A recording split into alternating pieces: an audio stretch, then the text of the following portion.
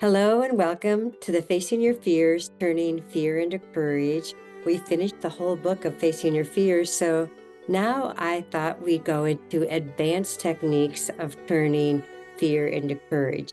And I wanted to start with a story that was in the beginning of my book, and it was about a father and son who got caught in a riptide. It's a true story off the coast of Florida, and it was late in the afternoon, and nobody saw them get kind of taken out to sea, way out to sea. And the father and the son, who actually had autism, they were staying together but got separated by a big wave. And the father was using, I think it's Toy Story that goes to infinity and beyond. And the father would say, to infinity. And the boy would respond, and beyond. And they kept in touch throughout the night by saying that. But as the hours went by, the son stopped responding. And so the father, in his heart and soul, thought that his son was gone. And early in the morning, when the sun first came up, a fisherman found the father still swimming and floating and staying alive. And they brought him on the boat. And he went down below and he talked about, could you go look for my son's body? He was sobbing, and the fishermen were so heartbroken for him. And as the father was in the bottom of the boat, he heard the sound of the people above him, and it sounded so different. So he went up to see what happened, and they had found his son. And his son was very limited in how much he could communicate, but the son was alive, and all he kept saying was thank you to his dad, because the dad had let him stay out all night swimming, and he was happy about the experience. So look at that. Look at how most of us would be like, holy crap, am I going to die? And, thinking these horrible thoughts. And this young boy was just excited about the fact his father would let him stay out and swim like that. So it's a very interesting perspective on fear.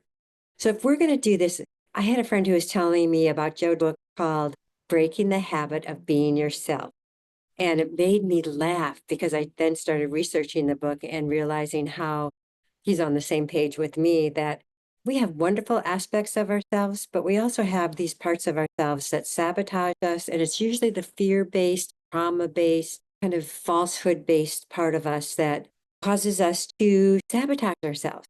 And in the book, he talks about this reprogramming that I've been talking about, is that anytime our brain goes to something negative, it's reinforcing that, and our body's feeling it, and then our body's feeling negative. And I think that's how disease comes about.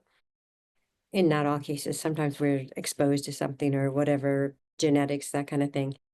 And so we want to train this vehicle to change the approach we're using to this thing called life.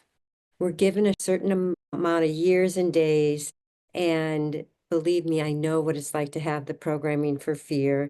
And I also know how it feels when that fear can be kind of quieted down and become something more in the closet than out there running the show. So how would you do that? Every time a negative thought comes into our bodies, our bodies respond. We get a stomach ache, we get a heartache, we get anxious, whatever we might get. And we can then decide, this is not a good thought. I want to think something differently. And I do think it starts first thing in the morning. I'm a great proponent of meditation, 50 minutes every day that I start out with meditation. And the beginning part is the tapping and the gratitude for all the good that's in my life and all the things I believe about myself that are positive. And then when I go into the meditation, I'm open to creativity and ideas and ways of not only changing myself, but I think about others, and I think about my family and people I love and care about and my clients and all. And that time of creativity comes about because my, what would I say, energetic field has been cleared out. And we can do that in so many different ways. If prayer, meditation, journal writing, exercise, whatever worked for you, but let's start doing it. And I think it also starts with changing habits that are not the best as far as our health, as far as our brains, as far as our future. And so think of things, drink more water, get outside more, give yourself the freedom to make changes. Change helps us. Change helps us keep our brains alive.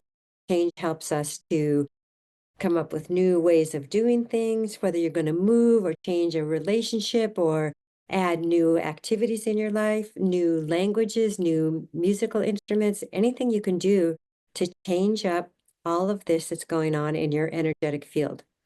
And especially moment to moment, choosing kindness and love whenever you're dealing with anyone on the planet, any living being. I even think the plants and all the animals that we are so gifted with our journey here on life, we have to be kind to all living forms. And perhaps if we clear out this, we can be the change that helps with climate change, that helps with people who are being mistreated. And we can decide that power over another person is never good. We want to live in cooperation and in empathy and compassion towards all. It's not us against them. We are all the them and we are all the us. So let's work together for this, and let's not be our worst enemy here with our thoughts, with our behaviors, with our beliefs about ourselves. We could change this. So thank you so much for joining us. This is Turning Fear into Courage, Facing Your Fears, Following Your Dreams, and it's great to have you with me. All right, take care.